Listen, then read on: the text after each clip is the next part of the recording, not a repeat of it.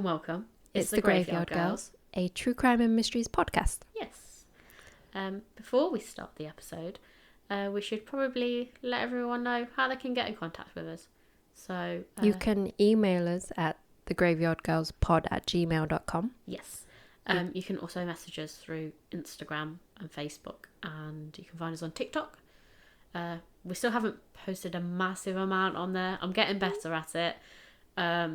But yeah, be honest, Instagram is the main handle. Yes. I do add stuff to Facebook, but I mainly post on Instagram. So if you want to contact us, that's probably a good one. Or like I said, directly, you can also get us through our website. There's a little bit, you can send us a note.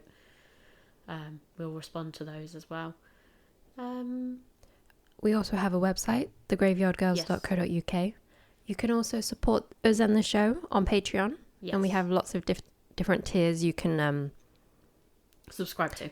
That suits you, yes. Yeah. Especially during these times. The first one is just support for the show. It doesn't unlock anything. Then we've got a second tier where it unlocks your episodes for you. You get extra episodes. Yes. Exclusive just to Patreon. Yeah, so that nobody else gets any of those. And then we have another higher tier, which you get a t-shirt in, and we will be expanding our tiers as well. Yes. So we'll be adding more tiers with different things in. Yes, because we won't say exactly what, but going forward, as of next week, I believe we'll be going down to one episode a week for the Graveyard Girls.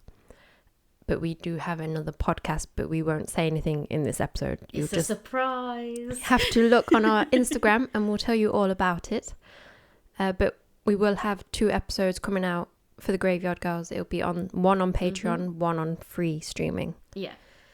So just almost a bit like how when we started the very first bit of I think it was like the first 2 episodes that we did it in, where our original plan was to present a case to each other. It's kind of like that. It's more we're doing a joint episode. I think we quite enjoyed doing the joint episodes when we did the witch trials. So we're finding a way to put them in together. 2 episodes a month will be joint, and then 2 episodes a month will be individual. Yeah, because I'd got a bit carried away at the beginning of the summer and had loads of ideas of cases going all the way into like April next year.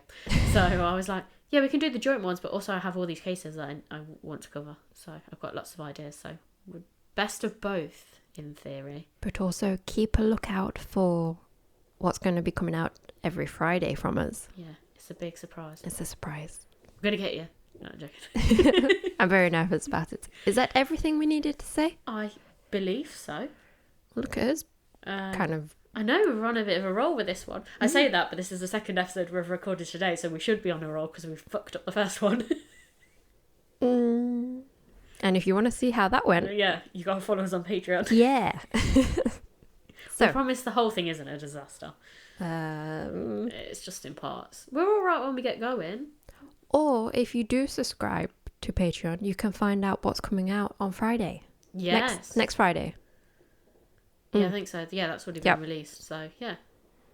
There you go. So, if you want to If you don't want to wait. Yeah. That's how you do it. Anyway.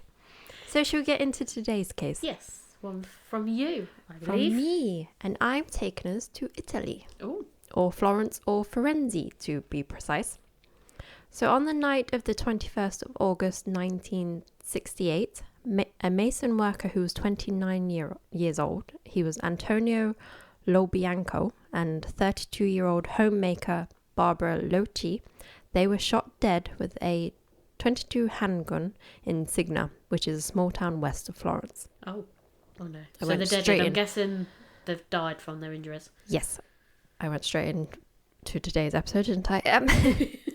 The couple were attacked in their car while Loci's son, Natalino Mele, who was 6 years old, was asleep on the back seat. Oh. Now, Antonio and Barbara are not supposed to be together. Oh, okay. So they're having a little... With a child in the back seat? Yeah. Doesn't that kid have questions? The kid is asleep. He woke up. Yeah, but what if he... Yeah, I know. I don't like it. You could have, found a better place. And time. Not have the child in the back seat. No, but I meant, they could have gone for a hotel and, oh, no, they didn't have Wait, TV was about. I was gonna say distract the kid with TV, but 1968. Yeah, there's yeah, TV. there's TV. TV's around. Yeah, just don't take the kid with you. Or like a board game or something. Do you know what I mean? No, but if you've got to take the kid, you can't get away with it. Like, put him in the other room with some form of entertainment. Don't leave him on the back seat of the car, where he might wake up. Yeah. Yes. So when he woke up, he found his mother dead. He ran to the nearest house, which was over a mile away. Lottie, who is a native Sardinian, had been well known in the town for her sexual promiscuity. I can't say that word either. I know what you mean. It doesn't help. That word. Promiscuous, but like... Yeah, that. That one. Yeah. There we go. I knew we wouldn't do well today. So she received the nickname Ape Regina, which means Queen Bee.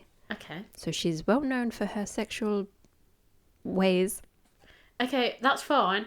Apart from the doing it with your kid in the backseat bit. I'm all cool, you know, like, liberated, have sex with whoever you want, wherever you want, as much as you want. Don't do it, with the exception of don't do it in front of your kid. Also, it's weird. It's not the audience you want, is it? No. She's also married. Oh, okay. Yes. Yeah, where's Daddy?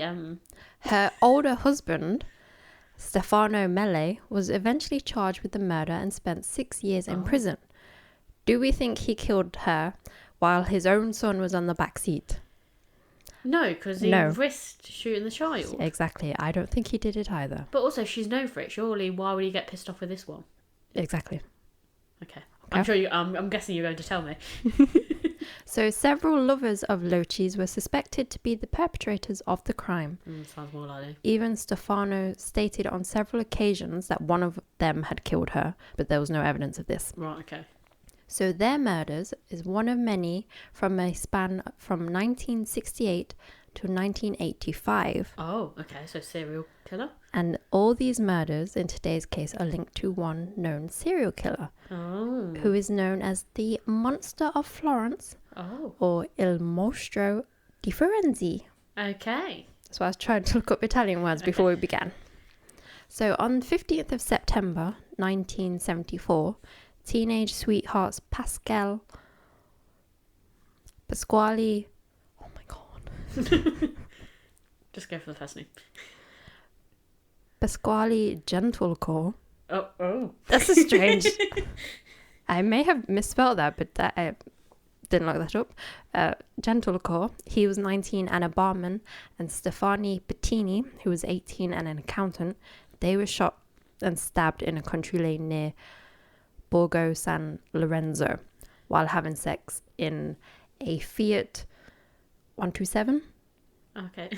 I'm thinking of your little car. That's right. I did look this car up. It is kind of a bit bigger than my car. Oh, okay. A teeny tiny bit bigger. Your car's a bit cramped. Yeah. So I was just like, how the hell are they having sex in this car? They apparently did. So, a little graphic warning, I guess. Okay. Oh, okay. Stefani Bettini's corpse had been violated with a grapevine stalk and disfigured with 97 stab wounds. Did he put it Yep. in her? Yep. Oh. Yeah. He's charming. Yeah, he has a habit of doing things to women's areas. Okay. Oh, so is he shot on first? Mm-hmm. I think that's a bit better, maybe. I think he might shoot the men first and then stab the women and then do whatever he wants with them. I was going to say it's a bit better if they're dead before. I hope they are dead. I hope they are. So yes. I didn't know if you were going to tell us like he shot them dead mid-act and they were still very much one. I don't know if that... How does that work? I don't know. Because some men do die with erections. Yeah. So technically... They could still... Yeah. Yeah. That is not in the news report, so I don't know. Okay. Well, I suppose if he shot them at the same time, like the bullet goes all the way through, maybe you need a big gun. You know what I mean? Like it needs to be a certain type of bullet, wouldn't it, to go penetrate two brains. Probably not the right word. Yeah, it's not the right word. Sorry, carry on. Okay. So yes, I don't know if they were in the middle or just after. Okay. I do not know. Or suddenly startled. Or yes, suddenly startled, so they stopped with him. So some hours before the murder, Pettini had disclosed to a close friend that a weird man was terrifying her. Oh. Another friend recalled a strange man had followed both of them and bothered two of them during a driving lesson a few days before. Right. Several couples of lovers who used to park in the same area. Okay. So it's like a lover's lane sort of thing. Where they were murdered, stated that the particular area was frequented by voyeurs, and a pair of them acted very oddly. So they're thinking maybe two, but I think it's just one. Okay. So maybe that's where it got a bit mixed with first. They were looking for two perpetrators. Maybe. Okay. So there appears to be a cooling off period between killings, because the next one attributed to the killer didn't happen until 1981. So this was 74 to 81. Maybe he got a girlfriend. Maybe. And the first one that's linked to him is 68. So there's quite a few.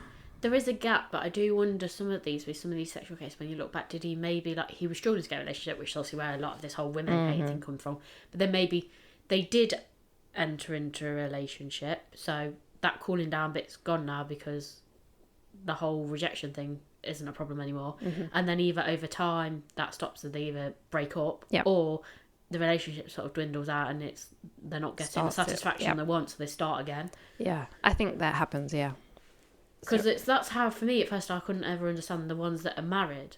How do they go to do it? You know, if they've done it before the marriage and then they stop for a few years and go afterwards. But then I'm thinking, actually, if you think at the beginning of their relationship, she probably stopped him from doing what he's doing. One, because he's no longer rejected, and two, probably fulfilled his needs temporarily. And then either the relationship, that's either fizzled out and they don't have a sexual relationship more, or what he was doing she wouldn't allow him to do, or he's not getting satisfaction from the sex they were having. So I don't know, he's had to go back and... He had that need again. Yeah. Yeah.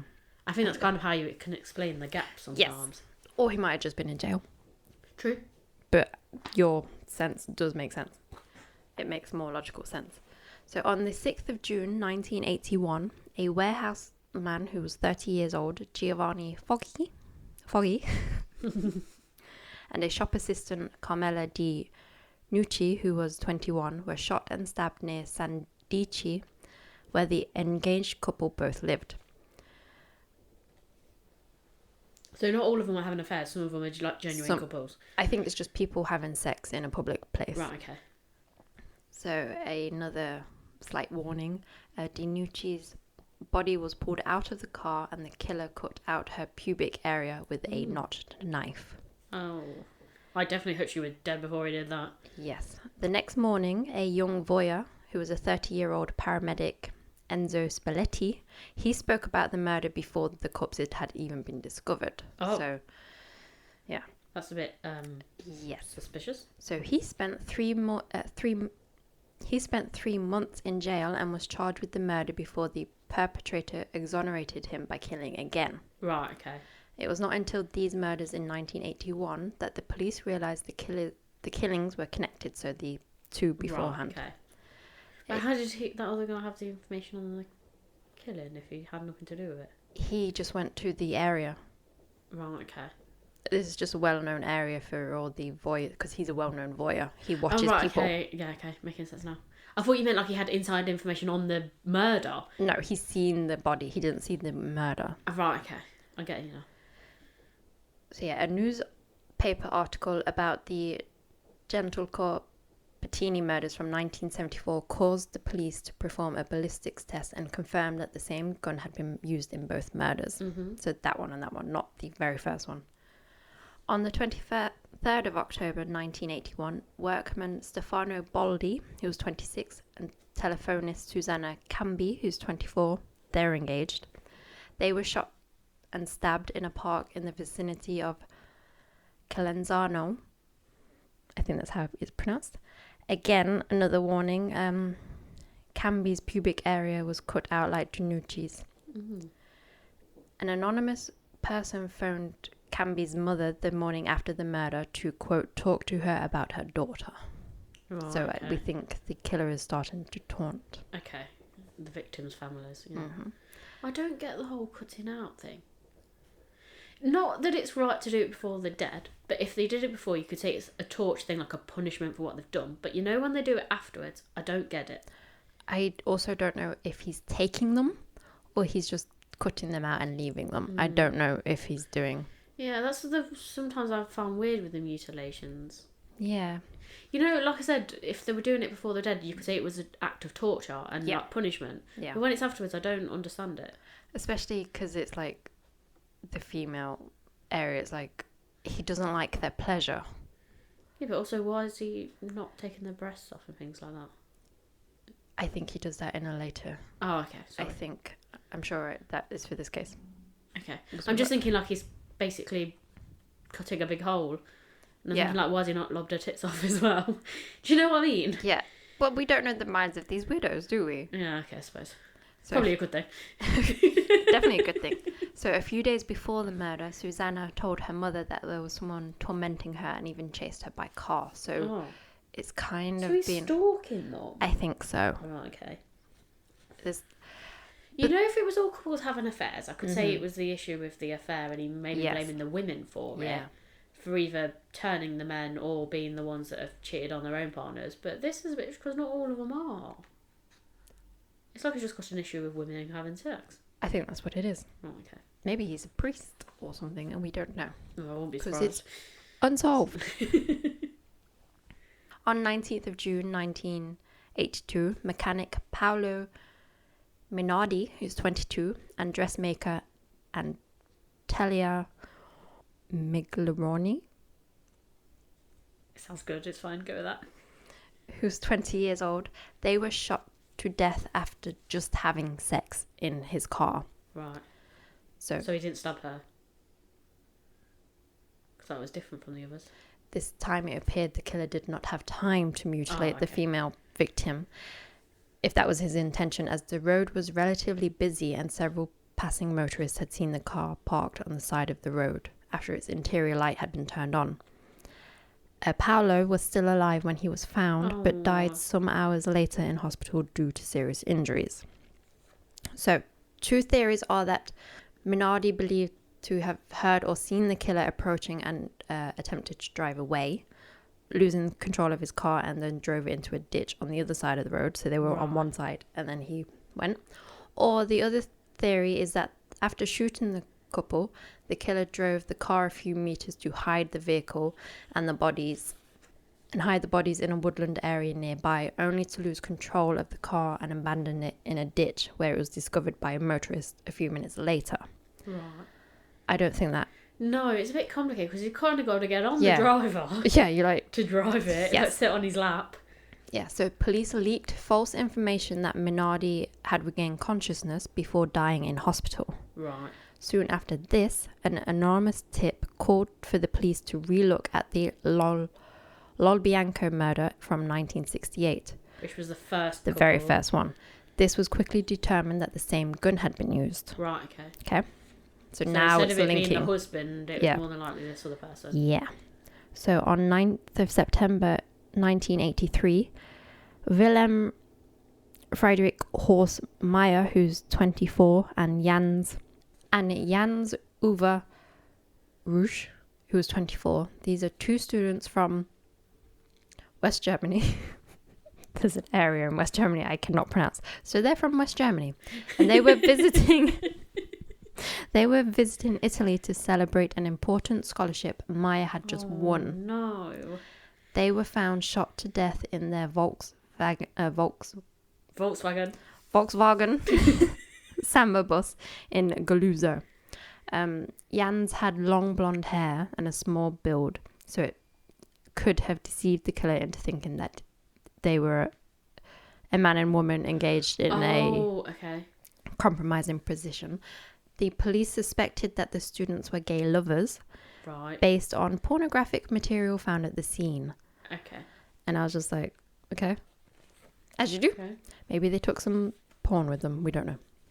I don't know if they put that in after the fact to make it seem like he did kill them. I don't know. They were definitely murdered, obviously, but I don't know. They want to add the sexual motive, so they've got to add something sexual to it. And looking at the at Jan's, his hair was like shoulder length and bushy, and especially for the 80s. You could say it's like 80s quick hair. glance. Yeah, especially if they're shot from behind. I don't know which way they were killed. Almost more like shadows than... Yeah. It's not a shadow, but you know what I mean? Like a silhouette-y sort of. You can't tell distinctive features. No. So yeah, they were like in hippie being. He might have also looked very feminine. Because some men do, don't they? A little bit. So if he looked quite feminine and then also happened to have longer hair. Yeah, I think he did. I'm trying to remember his picture. He did look a little bit feminine. Okay. So on the 29th of July 1984, law student Claudio Stefanacci, who's 21, and barmaid Pia Gilda Rotini, who's 18, were shot and stabbed in Stefanacci's Fiat Panda, and that was parked in a woodland near a Viccio. The killer removed Pia's pubic area and left breast. Right, okay. So he does remove. Yeah. There were reports of a strange man who had been following the couple in an ice cream parlour a few hours before the murder. I don't like this stalking before. A close friend of Rotini recalled that she had confided that she had been bothered by a unpleasant man while at work. So I think like the fact that all of these have said to someone before. Yeah. That they've noticed it. Yeah, and I don't know, because there's like months apart. Like this one's like July 1984. The one before is September 1983. Would that be in your mind? I don't know. I don't know. Yeah, I feel like it'd still be in the news enough that it Maybe. might jog in memory. Yeah, I don't. Or is it a case of people just thinking, oh, well, it wouldn't happen to me? Yeah, I think so. Ooh, Oh, it's blustery. it is. Oh, it's spooky today. But yeah, so that's obviously. Again, I don't know whether he takes them or not. It doesn't say, and I don't think. But yeah, I think most of them, maybe not with the two men, with Willem and Jens, I don't think he stalks them. I think it depends where. It's like he stalks two of them. Yeah. It's strange. It's like he finds the right victim and then he like hones in on them and then finds them and then they just happen to park. Or unless he finds them at the parked area once, then follows them from there, see what they're like, and then go back to that place. Because it just makes you wonder how long the stalking has gone on for. They've obviously noticed it a couple of days before or on the day. But what if he's been stalking them for months? Yeah. Oh, I don't know. It's the stalky bit I don't like. I know, I don't like this. So she obviously saw this unpleasant man while she was working in the bar. But yeah, I don't like it. So on the 9th of the 7th to 8th of September 1985, Jean-Michel Cravachilli, who's 25, and a tradeswoman Nadine Moriot, who's 36, they were both from Audincourt in France. They were shot and stabbed while sleeping in their small tent in a wooded area. Jean-Michel was killed a short distance away from the tent while trying to escape. Again, Nadine's body was mutilated. So it's a little bit different, not in the car, but then still the main thing is the same. But they're like away from... Maybe he couldn't find anyone in a car that night. And because these two people, I'm assuming, were on holiday. Yeah. And their bodies were not discovered yet. The killer sent a taunting note along with a piece of Marriot's breast to the state prosecutor Silvia Della Monica, stating that a murder had taken place and challenging local authorities to find the victims. A person picking mushrooms in the area discovered the bodies a few hours before the letter arrived on Della Monica's desk. Right, okay. I'm thinking as well, is he taking the bits of breast and pubic area as a trophy, or is he going like weird cannibalism sort of? I don't know. Because I was thinking, maybe does he use? Yeah, but I don't know. How? I was thinking trophy, but my mind did go to a dark place as well. I'm wondering if, like with the breast, like cannibalism, like cook it afterwards. I don't know. I think it's more trophy like. I don't know.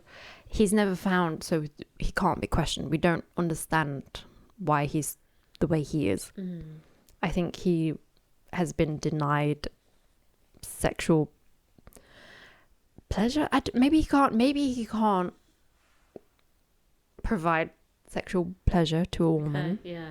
I don't know. So it's not necessarily rejection. It's a form of rejection. But... Yeah. Or maybe he is not that nice and not getting anything that he so desires. So this is his way. Yeah. I don't know. I don't know. It's like you said, 2 of these women are stalked, at least that we know of. Maybe they reject him. I don't know. They don't say that like their interactions are any more than he's just being like lurking. Yeah, there's nothing more than that. So I'm going back to the 1982 murders and the evidence linking the Locci murders. So the confession and conviction of Locci's husband, Stefani Mele, was subsequently visited as Mele had been imprisoned during the later murders. Mele's statements in police interviews were inconsistent and shifted the blame among his Sardinian relatives and acquaintances. Right. Francesco Vinci was a former lover of Locci, and his car had been found hidden on the day of the false Mainardi information had been leaked. So that was the one where they said he regained consciousness. Right, okay. Yeah. So for some reason his car was found hidden, which means he gets arrested. So Francesco was kept in custody for over a year, even during the 1983 murders. Oh, so it couldn't have been him then? No. Examining magistrate Mario Rotella instead widened the net, arresting Mele's brother and brother-in-law, Giovanni Mele and Piero Muccinari, because they were also lovers of his wife. Oh, one, that's weird, but also two, they definitely have it in for this family, even though they do seem a bit strange. Yeah, basically they're arresting everyone on Sardinia for some reason. Yeah. I don't know why. It's like they've got an obsession with the family. So the 1984 murders. So when these Giovanni and Piero were in custody, the 1984 murders occurred. So the police ended up releasing them. Rotella focused on Francesco's brother Salvador Vinci, himself another lover. Oh, fucking hell. And a former lodger of Barbara. Can you imagine Christmas party? She's basically just being passed round.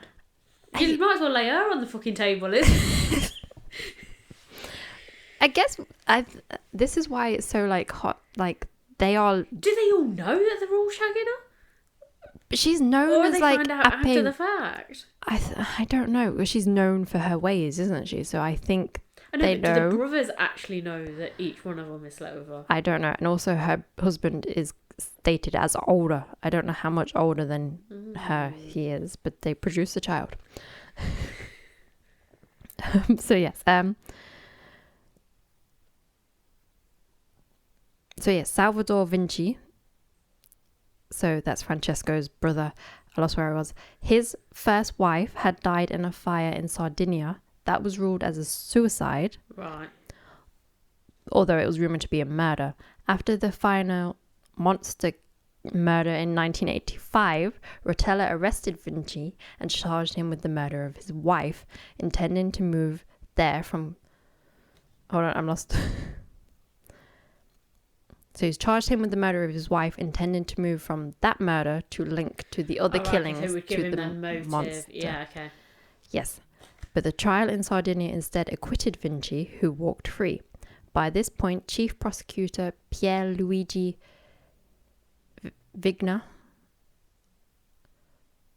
thought the Sardinian trial spent and wanted to look into the possibility of the gun having been picked up by an unknown party after its use in the 1968 murder. Okay, possible. So, like, he's like, why are we just looking here? Yeah. Especially Sardinia, it's like an island. This is in Florence. Yeah. They should not, especially all the killings are linked here, not in Sardinia. So in 1989, Rotella was forced to officially clear all the Sardinian suspects and withdrew from the case.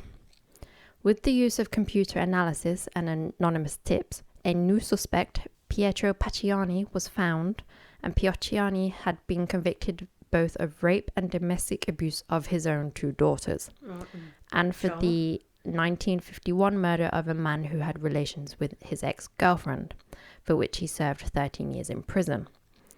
Inspector Ruggero Perugini found incriminating evidence such as similarities between the 1951 murder and the monster killings. The only physical evidence against Pacciani was an unfired bullet of the same brand as the monsters found in his garden at the end of a lengthy search. So that's literally nothing. Is it a popular type of bullet? It's a bullet, yeah. It's like they didn't find the gun, but do they have? Because if it's a popular brand, it doesn't mean anything. No. So Pacciani was controversially convicted in his initial trial in 1994. At his appeal, the prosecutor took Pacciani's side, citing lack of evidence and poor police work, which, I mean... Yeah. As a result, Pacciani was acquitted and released in 1966. Perugini's successor, Michel Guattari, tried to reintroduce new witnesses at the final hour, but was denied. A new trial for Pacciani was ordered by the Supreme Court, but he died in 1998 before it could begin. Okay. So many Italian words that I'm like, who? Instead, 2 alleged accomplices were tried, and that is Mario Vanni and Giancarlo Lotti. Vanni had been a witness at Pacciani's trial, where he famously claimed that the 2 men merely to be picnic companions. Right. So they didn't know anyone other than going for picnics together. Right. Which that phrase became like a saying in Italy for some reason, because it's so weird that you're like, yeah, we only go for picnics together. We don't actually murder people. We don't know anyone. He's my picnic partner. It became a weird saying. So Lotti had been one of Guattari's surprise witnesses, claiming to have seen Pacciani and Vanni commit the 1985 murder. After many more sessions of questioning, he had begun to incriminate himself in the murders as well. So now they're saying there's multiple murderers? Yeah. Oh, I'm not having that. This is why when I was researching it, I was like, have I already just said this same bit? It gets very confusing. Both were convicted and condemned to life imprisonment, though their sentences have been widely criticised and many consider the murders to be unsolved. So did the murders stop after that then? Yes. Oh, okay. Well, they stopped way before. I think they stopped in 1985. But if they've got that drive, like one of them maybe 85. stops, but both of them. Yeah, they stopped in 1985. This was in 96, 97. Also, all the other people haven't mentioned 2 men lurking and following them about. And also, if they started in 68?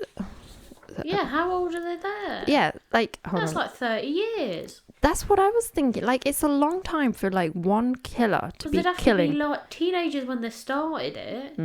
68 to 85. 20. It's a long time. So I thought, yeah, because they're not too sure if the very first one is from the Monster of Florence. Or if it's just similar. It's just, or the same gun was used and the gun was just been used. Yes, the criminals have sold it on. Yeah. Could be used in a later murder. So in 2001, Guattari announced that the crimes were connected to a satanic cult allegedly active in the Florence area. Yep. I'm not convinced by that either. No, me neither. In his testimony, Lotti had spoken of a doctor who had hired Pacciani to commit the murders and collect the genitalia of the women for use in rituals. Right. So going on that, I believe when he cuts pieces off, he takes them. Guattari... Yeah, but then he's not taking them because he's posted some to the other woman. So if they need them for a ritual, he can't just be posting them out to people.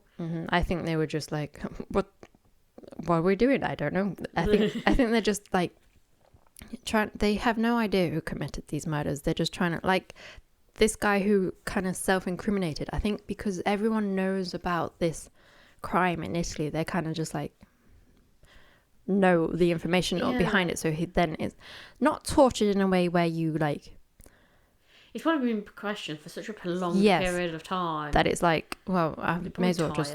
Yes. That's where I was. So Guattari justified this partly.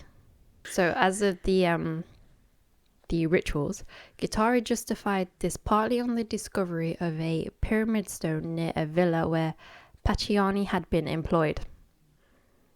The stone, Guattari suggested, was indicative of court activity. Critics found this idea laughable, given that such stones were commonly used in doorsteps surrounding area. The villa was searched and nothing was found. So his one theory. I'm sorry. What is it about stones that's satanic? You can sacrifice them on the stone, but it's a pyramid, so I don't know. Maybe it links to Mason place. Oh, the masonry. Not what masonry. They call? Freemasons. There's a lot of triangles in that. They could be like satanic. Illuminati sort of. Yeah. Obviously, no one else believes this. Yeah, I'm not either. Journalist Mario Spezzi was arrested. Spezzi had been investigating his own suspect, a son of Salvador Vinci, who was a lover of Loci. One of the brothers. Yeah. So this is very messy. It is very messy. So the police officer who arrested Spezzi claimed that he did so because claimed that Spezzi was after the son of Salvatore to obstruct the investigation. What, against him? Yes. Right. After international outcry, Spezzi was set free and his arrest was declared illegal. Guattari and Maggini were indicted for abuse of office. So they are no longer police officers. Good. Good, because it's like this, I'm very like out of breath for all these names. So in 2017, Francesco Amicon. I'm sorry, in 2017? Oh yeah, it's still going on. There's no way that original killer from 2021, they're still looking into it. Yeah, if they're arresting suspects now, he'd be really old. They're not arresting anyone, they're looking into it. God, I was going to say, because if he started in 68, fucking hell. He was like, he killed... Oh, I just got a suspect. It's the kid. Killed his own mum while she was doing it with the thingy. Yeah, but then why go with the others? Oh, what, he'd grown up and then started doing it? Yeah. Maybe. There we go. That's not a theory. It is now. Right. I'm going to butcher. So Christopher is mum for shagging all of his uncles. Mm-hmm. There's a lot of names I'm going to butcher here. I'm so sorry. So in 2017, Francesco Amicon, who's a freelance journalist, conducted an investigation on his own that would lead him to find a connection between the Monster of Florence and the Zodiac killer. No. Why are they letting journalists do it? Shouldn't the police be investigating? I mean, I say that, here we are doing a podcast, like, yes, we think. We're journalists, Amelia. I've got a massive headache trying to, like, say all these words. But that is looking at the murder and then we go into the police and go, like, the official record was that this person did it. The son did it. I said. I can't remember his name. But you know what I mean? Like, we're not in the position to actually convict. No, he's not convicting. He's just he's seeing connections, whether they're there or not. How does a Zodiac killer? I will bring it in. So his suspect is a former superintendent of the Florence American Cemetery in Italy, who is called Joseph, aka Giuseppe Bevlica. Yeah, we'll go with that. Bevlica. Also known as Giuseppe, so I would just, if I mention him again, he's called Giuseppe. And he was born on the 20th of December, 1935 in New Jersey. Right, okay. And he had 20 years career in the army, then retired and then moved to Florence in 1974. But that's after the first murder. It is. But in his theory, Loci's murder was not separate. Yes. Okay. Because not everyone puts those murders. murders. Was the one in 73 as well? No, it's 80. Hold on, you're confusing me now. Where did I get 73 from? So the first killing, you're 74 is the next one. So the killings apparently start in 68. The next one is 74. Okay, so that would be the year he goes to the country. Yes, you're right. So Amichon wrote an account of Giuseppe's partial admission, in which he would have confessed to Amichon being responsible for the murders contributed to the Zodiac killer and Monster of Florence in an unregistered conversation that occurred on the 11th of September 2017. After this account was published in a magazine in May 2018, Giuseppe denied this and even threatened with a lawsuit. Amichon did not stop accusing him. This is a bit... So he's just like, oh, this American guy was like, he's in America. He's also in Florence. When were the Zodiac killings again? So yeah, he's just an American. I don't know if he was in the San Francisco area. I can't remember when the Zodiac killings were. It's like 70s, maybe late 60s. I don't see how the link. I don't know. But this, in 2001, Amichon claimed that Giuseppe would have been an undercover CID agent assigned to an investigation in San Francisco concerning army sergeants in the area at the time of the Zodiac's homicides in 1969 and 1970. He didn't mutilate him in that way, though, did he? No, he just shot. Yeah, so it's completely different. If you were mutilating them as well. Yeah. So no, I'm not convinced. So whilst an army criminal investigator in Italy in the early 1970s, Amichon says that Giuseppe would have had access to a case file of a double murder near Florence in 1968, where bullets and shell casings had been improperly stored, and that is the Lotti case, and that Giuseppe replaced the pieces of evidence with spent cartridges shot by the gun he would use in the monster's homicide in order to link his future crimes to those murders for which he had an alibi. Italian authorities collected Giuseppe's DNA in 2020. In 2021, at the request of an attorney in charge of the investigation on the monster, PM Luco Torco, the investigators into Giuseppe's case, resulting from the journalist's inquiry, they were closed because obviously there's no link. Yeah, I'm not seeing the link. In justifying his request, the prosecutor affirmed that this journalistic inquiry is categorizing by suggestions, assumptions, assertions, intuitions, and it does not contain any factual elements likely to raise the dignity of a clue.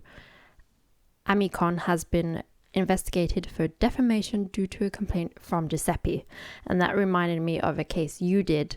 Was it DB Cooper, where this guy kept kept going at it and rolling on it because he was so certain that what he had was right. Yeah. So to this day, they believe that the Monster of Florence is unknown. He's not the two people who were. I think some of these are separate cases. I don't think it's one killer. The first two killings aren't necessarily connected to. It's too long a time period. That's what I thought, but they are sometimes connected to them. Thing is, the murders happen that are similar, and you can get copycats. Yeah. Like they've experienced one murder. Yeah. And then they might. Yeah. Sort of. Someone else does one kind of similar, just because. Yeah. I don't know. It would be easy to blame it on someone else, but I'm not convinced that all of these are connected. No, they're not. I think the last few are. I don't think. Yeah, the ones that are closest together, definitely. The 68 one is not. No, I don't think so. And that guy's just like, oh, he went back in time. No, he went and then put the bullets in so then he can commit future crimes because he's the Zodiac killer from this time. But like you said, it's completely different. I think one of Lochi's former lover may have committed because she saw him with another man. Yeah. Probably didn't see her son on the back seat. I don't think her husband did it. No, I don't think the husband did it. I'm not even sure the brothers, even though the whole family is fucking weird. All shagging the same woman. But besides that, oh no, I don't think that's linked to the other ones. And even some of the other cases, they're a little bit different. I know it could have been a case if he was interrupted. Mm-hmm. but they're not. I don't know. There's some discrepancies between some. Are they just, have you got another copycat? You know, like some people jumping on it. Yeah. Or have you got two serial killers? But then I don't think it's two serial killers working together at the same time. I think they're independent of each other. No. Because I don't agree with that one as well, where it was two of them together. I don't get that. No. Where the guy's like, oh, it was him. And then he implicated himself somehow. I think they were just, unfortunately, committed of the crime. And then they're supposed to have done it, but no one believes it. Yeah, no, I don't get it. It was a bit confusing. Trying to write this down, I was like, I don't know any of this. Yeah, there's so many people that are like all similar and intertwined. I think it's just someone different altogether. I don't think the satanic cult thing's right either. No, I think he was just throwing it out there. Obviously, Italy is a very religious place. I think that guy was just like, oh, you know what? I was going to say aliens. Devil. The devil did it. Or the devil has pyramids. No, I think it's a man, like I said, that's something that's occurred probably during puberty, that's changed chemical balance within his brain. He's gone a certain way, maybe had been rejected a little bit. And then even maybe, like I said, possibly in between the other crimes, even the ones that are slightly closer together, he could have entered into a relationship which could have temporarily, stopped him from doing what he was doing. Yeah. Because I think a lot of these cases, more than likely, he probably is a family man. Yeah. And like I said, he's managed to suppress it for so long. Look at all the killers that have been found. They are family people. Yeah. I don't like that some of these women realise that they were being stalked beforehand. Yeah, that bit's weird. This is why as well I don't understand how they haven't caught him. Like, are all the descriptions the same? You know, when they add them all up together? They're all just like, oh, they're being stalked by this man they didn't want following them. They've never, like, I said it's a lot of work. Him. It's not just an off-the-cuff thing. It's not even like, as well, like, he's got the feeling in the morning and he decides to kill him that day. He's got to go through all the stalking bit first. Interesting. Strange. It is very strange. So, molto differenti. Yeah, I'm not... Yeah, I don't think any of the theories that have been put forward are particularly... It's not a satanic cult. Good. It's never a satanic cult. When has it ever been a satanic cult? There will be one. There probably is one. But when is it? No. It never is. It's not out in the way that it's always been made out to be. No. I don't know. I don't think we're going to answer this, are we? I'm just so confused, and there's so much to that story. I'm not going to lie, I'm still distracted about the fact that she was sleeping with all of them brothers. Did they have an agreement beforehand? Like, was this a normal thing they did? Had they done this with other women? I don't know. She is known for her sexual ways, not but the other way around. Are they saying that? I don't know. Do you see what I mean? Is it something the brother like? Because it's weird. If one brother, maybe... You could say, like, it was an instant transaction, like they were with the wrong person. Some things have happened. But all of the brothers... And I also don't know how old her husband is. So I'm like, I feel sorry for him. Unless he knew what he was getting to. I mean, but then, like, she shouldn't have married him if she was... Unless it's all an agreement, and that's fine. It's weird, though. It is weird. This is going to be a nightmare to edit. Yeah, I know. And yeah, I'm confused. It's almost giving me a headache. Like, I'm glad you have a headache, because when I was like writing it down, I was like, this is very confusing. I'm trying to think of who it could be, why it could be. I think they've just gone down the whole wrong line. I think they've collected all the wrong information. Yeah. I think it's going to be, if they did ever solve it, it's going to be something so far away from what's already been put forward. Yeah. That guy's just like, oh, I know what it is. It's a satanic cult, because then we can't figure it out. And then there's a fucking stone. And then they get if indicted. It was a stone with satanic symbols on it, maybe. But turns out... Just, what, is it even a stone, or is it like just a fucking pebble? Do you know what I mean? From what I understand, it's quite a big stone. It might have been shaped, but they tend to be all in this area. They all use it as a doorstop. Right, okay. It's not just this one weird house that's using it. It's quite a few houses using this similar type thing as a doorstop. Okay. Not for a satanic purpose. Yeah, I don't get it. On that note. Yes, it's going to hurt my brain if I keep trying to think about it. I will be thinking about it later. Well, I might have to do a follow-up episode where I've had some time to think about it some more. So on that note, Keep creeping. We'll keep digging.